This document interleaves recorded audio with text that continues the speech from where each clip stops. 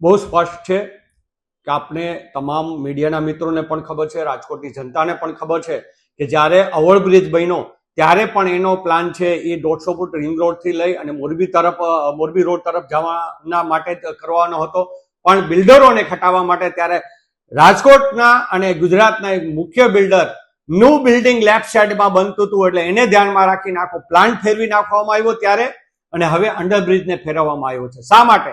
તો પહેલો જે પ્લાન ફેરવ્યો હતો ને એ સમયે જે બિલ્ડરને ખટાવવાના હતા એનો માલ હજી પણ વેચાણો નથી.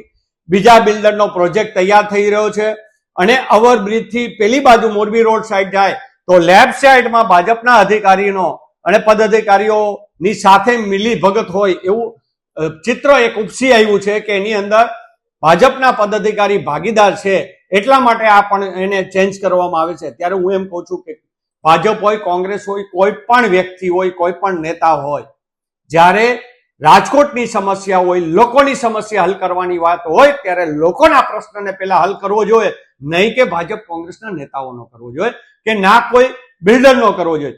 માધાપર ચોકડીની આપણે સમસ્યા વરસાદ ટાણે જોઈ છે, ટ્રાફિકની પણ સમસ્યા જોઈ છે કે ઓવરબ્રિજ ખોટી રીતે જુદી સાઈડમાં બનાવ્યો એના હિસાબે જે મોરબી રોડ તરફ જતા લોકો જાજા હતા, પણ છતાં એ બાજુ ન બનાવ્યો બિલ્ડરોને ખટાવા, એ જ વસ્તુ અત્યારે ફરીથી થઈ રહી છે.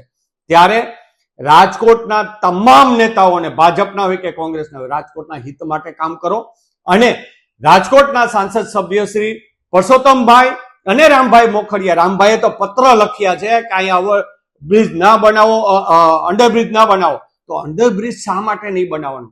માત્ર પાણીની સમસ્યા? તો આ ભારત દેશની અંદર, આ ગુજરાતની અંદર ક્યાંય અંડરબ્રિજ નથી બન્યા?